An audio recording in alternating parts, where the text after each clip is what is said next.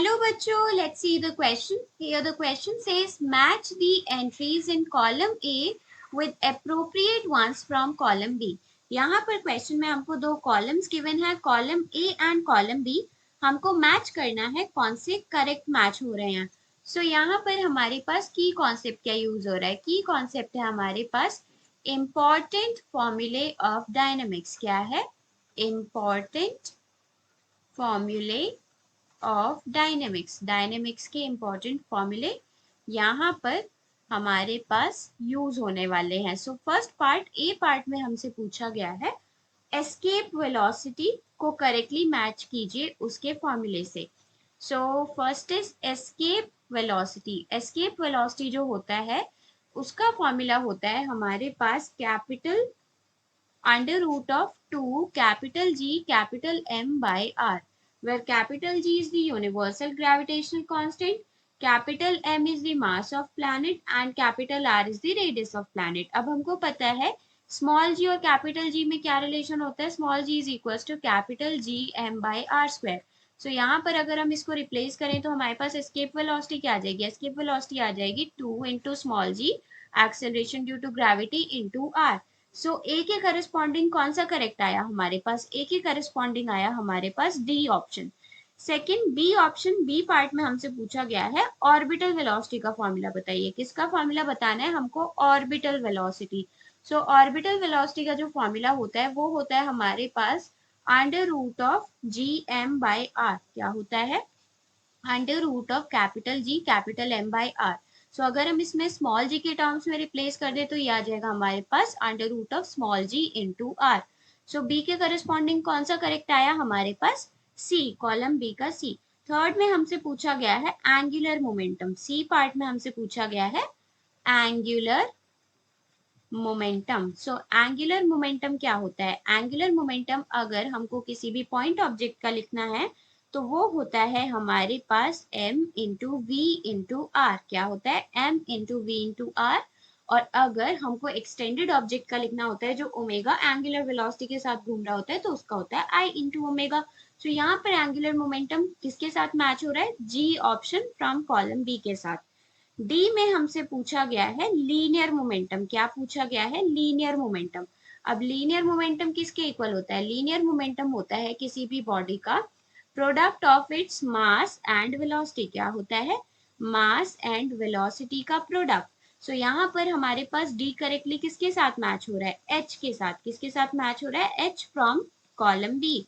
Next है हमारे पास ई part. ई part में हमसे पूछा गया है सेंट्रीफ्यूगल फोर्स. क्या पूछा गया है? Centrifugal force. So centrifugal force का जो मैग्नीट्यूड होता है वो किसके इक्वल होता है. सेंट्रीपिटल फोर्स के इक्वल होता है. सेंट्रीपिटल फोर्स क्या होता है. सेंट्रीपिटल फोर्स होता है हमारे पास M V square by R. क्या होता है? उसी के जितना हमारे पास सेंट्रीफ्यूगल फोर्स होता है बट ऑपोजिट डायरेक्शन में. So M V square by R मतलब ई के करस्पॉन्डिंग कौन सा ऑप्शन हमारे पास करेक्ट है. जे फ्रॉम कॉलम बी. नेक्स्ट हमसे पूछा गया है एफ पार्ट में हमसे पूछा गया है kinetic energy. So kinetic energy हमको बताना है एफ पार्ट में.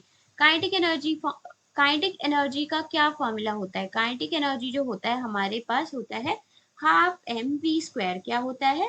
Half M V square. और अगर इसमें हमको v is equals to R omega की टर्म्स में रिप्लेस करना हुआ तो ये क्या आ जाएगा. Half M R square omega square. So F के करस्पॉन्डिंग कौन सा करेक्ट आया. एफ के करस्पॉन्डिंग आया हमारे पास बी फ्रॉम कॉलम बी.